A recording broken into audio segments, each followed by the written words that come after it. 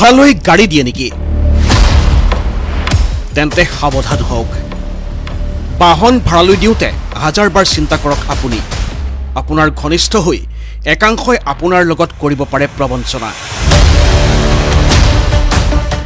আজি আমি দেখুৱাম তেনে এক প্ৰবঞ্চক দম্পতীৰ কাহিনী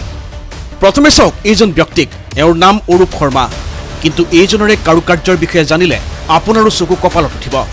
কাৰণ এইজন প্ৰবঞ্চকে প্ৰবঞ্চনা কৰে নিজৰে ঘনিষ্ঠ লোকক প্ৰবঞ্চকটোৰ পৰা হাৰি নগ'ল খুদ তেওঁৰ বিবাহৰ আইনী প্ৰক্ৰিয়া সম্পন্ন কৰা অধিবক্তাও মহানগৰীৰ পল্টন বজাৰ আৰক্ষীৰ জালত পৰাৰ পাছতে পোহৰলৈ আহিছে প্ৰবঞ্চকটোৰ এই চক্ৰান্ত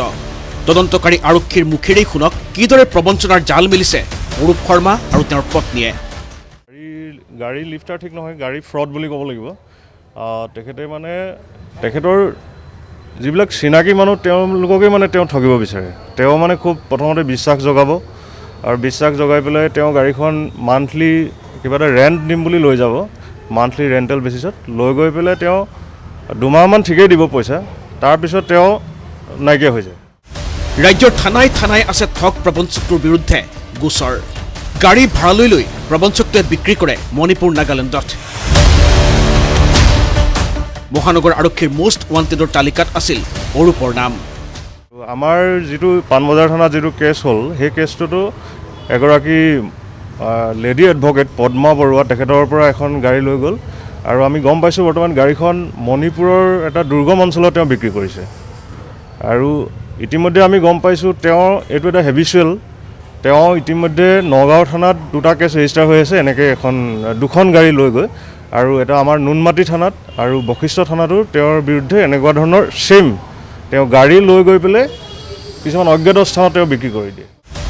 প্ৰবঞ্চক অৰূপ আৰু পত্নী ভূমিকা কলিতাই মিলি ৰাজ্যত এনে প্ৰবঞ্চনাৰ জাল মেলাৰ অভিযোগ উঠিছে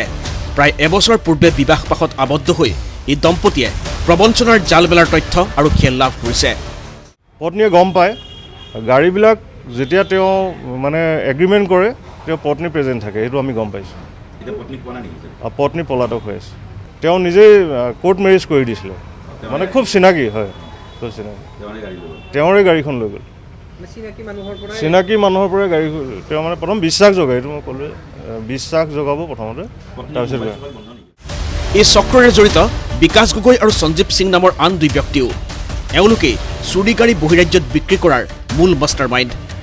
ঘৃত প্ৰবঞ্চক অৰূপ শৰ্মাই কেমেৰাৰ আগত দিলে এই বিস্ফোৰক তথ্য এগ্ৰিমেণ্ট কৰি লৈছিলোঁ লৈ পেলাই 3 মাহৰ কাৰণে এগ্ৰিমেণ্ট কৰি 3-4 মাহ চলোৱাৰ পাছত আপোনাৰ বিকাশ গগৈ নামৰ ল'ৰা এজনক দিয়া যায় সি আপোনাৰ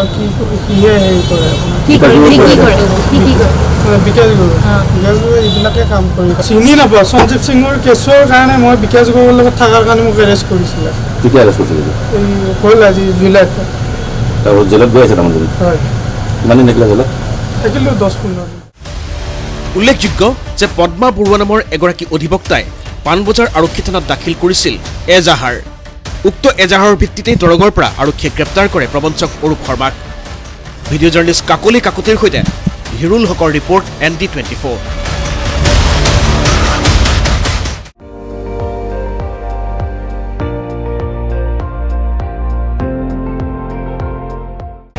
আপুনি চাই আছে ND24